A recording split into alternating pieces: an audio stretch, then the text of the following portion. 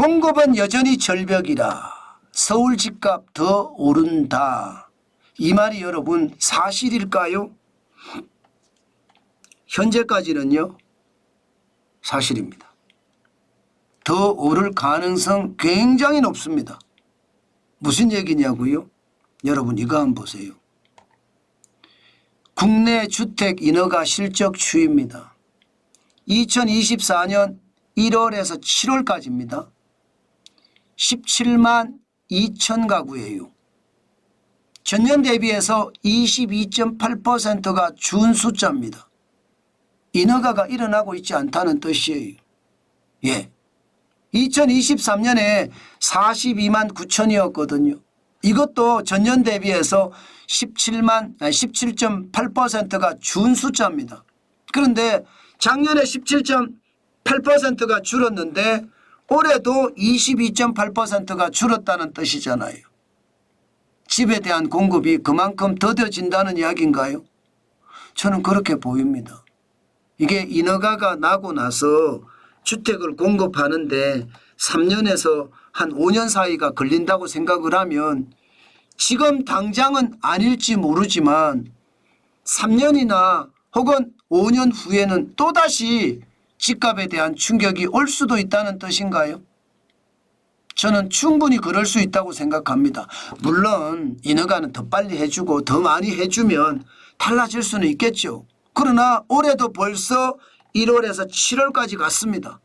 7월까지 갔는데도 인허가가 전년 대비해서 22.8%예요. 전년도 그 전년 대비해서 17.8%가 줄었는데 그래서 문제라는 겁니다. 물론 말입니다. 월별로 보면 좀 나아지고 있기는 합니다. 조금 나아지고 있기는 해요. 예, 그만큼 월별로는 조금씩 좋아진다 이렇게 이야기는 합니다. 시장에서도 걱정이 되죠. 안 될 수가 없으니까. 누계로 보면 지금 서울만 볼까요? 서울만 누계로 보면요. 18.4%가 줄었어요. 서울만. 예, 서울은. 그런데 7월만 놓고 보자 이렇게 보면요. 지금 전월 대비해서는 8.7% 감소했지만 실질적으로 전년 대비해서는 10.7%가 늘었습니다. 10.7%가 7월만 놓고 봤을 때. 이것은 말입니다. 뭔가 좋아진다는 신호가 있다는 뜻이잖아요. 전국으로도 봐도 마찬가지입니다. 7월만 놓고 보면 분명히 회복세를 지금 지키고 있는 건 사실이에요. 그만큼 정부가 어떤 시기든 공급을 많이 하겠다 그런 생각을 이제야 하는 것 같습니다. 이제야. 8월까지만 또 달라질 수도 있겠죠. 7월까지는 늘어나니까. 그러나 이게 시기를 놓칠까 봐 저는 솔직히 좀 걱정이 되거든요. 이미 시기를 놓쳤다 이런 얘기도 나오고 있으니까요. 그렇지만 인허가가 7월에 빨라진 것만큼 8월에도 빨라지고 9월에도 빨라져서 전체적으로 2024년에 주택 인허가가 작년보다가 헐떡 많아서 2022년 하고 비슷하게만 올라가 준다면 집값이 더 오를 일은 없겠죠. 충분히 그럴 수 있는 여지는 있습니다. 실질적으로 말입니다. 주택 착공 실적을 보면 2024년은요 1월에서 7월까지 전년 대비해서 27.5%가 늘어나고 있거든요.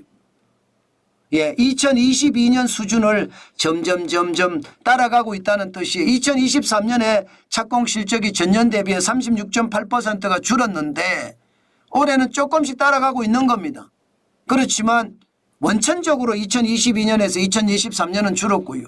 여기에다가 분양 실적은 더 많이 늘고 있습니다. 계속 공급은 이루어진다는 거죠. 물론 서울의 공급이 안 이루어져서 문제긴 하지만 말입니다. 어쨌든 작년에도 분양 실적이 33.1%가 줄어들었는데 올해는 57.6%가 늘어났다. 분양이 늘어난다는 것은 공급이 늘어난다는 뜻이잖아요. 공급이 늘어난다는 뜻은요. 그만큼 말입니다. 가격을 떨어뜨릴 수도 있다고 생각은 합니다. 전체적으로 집값을 보면 지금 인허가는 아직도 여전히 줄어들고 있지만 착공이냐 분양이 조금 늘어나는 걸 봤을 때 시장은 긍정적인 방향으로 흘러갈 수 있겠다 이런 생각은 들지요. 충분히 그런 생각을 할 수 있습니다. 그렇다면 여러분 정부가 인허가를 앞당겨야 됩니다. 인허가를 7월에 지금 앞당기는 것처럼 인허가를 더 많이 앞당겨서요. 시장의 심리부터 바꿔야 돼요. 네, 심리를 바꿔서 시장의 분위기를 바꿔내야 된다는 뜻이에요. 지금 정부는 대출 금리를 어떻게 하든 조여서 집값을 올라가는 걸 막겠다고 이야기하는 건데 이것은 미봉책입니다. 결국은 인허가를 늘릴 수밖에 없습니다. 지금처럼 7월이 늘어났던 것처럼 8월이 늘고 9월이 늘고 10월이 늘고 인허가부터 계속 늘어가고요. 착공도 늘어가고요. 분양도 늘어가면 시장에는 긍정적인 신호를 주기에 충분할 거라고 저는 생각을 합니다. 게다가 스트레스 DSR을 시행을 하면서 기본적으로 대출을 조금 조이잖아요. 그러면서 저는요. 마이너스 통장을 줄이는 거 이런 거는 하지 말아야 될 일이에요. 거치기간 갑자기 있던 걸 줄이는 거 이것도 하지 말아야 될 일이고요. 주택담보대출이 기한이 50년 하던 걸 30년 이걸 하지 말아야 되거든요. 이런 거는 시장에 소비를 위축시킬 수 있는 요소가 되기 때문에 저는 그거는 하지 말아야 되는데 인허가는 빨리빨리 더 많이 해줘서 심리를 개선할 수 있는 방법 빨리 찾아야 됩니다. 저는 그것이 말입니다. 서울 집값이 더 오른다는 그런 심리를 해소할 수 있는 유일한 길이 아닐까 싶어요. 제가 말씀을 드렸잖아요. 경제를 지금 살릴 수 있는 방법은 금리 인하를 하는 방법이 있다. 그런데 금리 인하를 하기가 굉장히 어렵다. 왜 어려우냐? 워낙 통화량이 많이 풀려져 있기 때문에 금리를 인하를 하면 실물이 올라가는 다시 말해서 부동산이 올라가고 주식이 올라가고 거품이 더 커지는 게 문제가 될 수 있다. 때문에 금리 인하가 참 지금은 어려운 상황이다. 제가 그런 말씀을 드리면서 제도 개선이 돼야 된다는 말씀을 계속 드렸잖아요. 최저임금도 그렇고 주 52시간제도 그렇고 중대재해기업처벌법도 그렇고 기업을 옥죄는 그런 법안들 좀 완화시켜 주고요. 그러면서 규제 혁파를 하면 이게 더 나아진다. 그런 말을 하나 드렸고 또 다른 하나가 부동산을 좀 부양시키는 방법은 안 좋겠느냐. 그 말씀도 제가 드렸습니다. 실제 인허가를 앞당겨 주면서 부동산 시장에 어떤 공급의 신호를 아주 굉장히 세게 주면서 말입니다. 경제 심리를 개선할 수 있는 방법 저는 굉장히 좋다고 생각합니다. 부동산은 기본적으로 전방 효과도 크고요. 후방 효과도 큽니다. 때문에 부동산을 부양시키는 방법 저는 반드시 우리 경제를 살리는 때는 굉장히 중요하다. 그 말씀 드립니다. 금리를 내리는 게 저는 능사 아니라고 생각합니다. 돈이 이미 많이 풀어져 있어서 물가만 자극할 뿐이라고 생각을 해요. 그래서 제도 개선을 하고 부동산을 좀 더 부양을 시키는 것 그것은 어쩌면 우리가 경제를 너무너무 힘들게 지금 살고 있는데 그것을 이길 수 있는 어떤 하나의 단서가 되지 않겠느냐.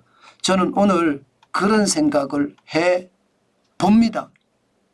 그만큼 지금 국민들의 소득을 높여주는 게 중요해요.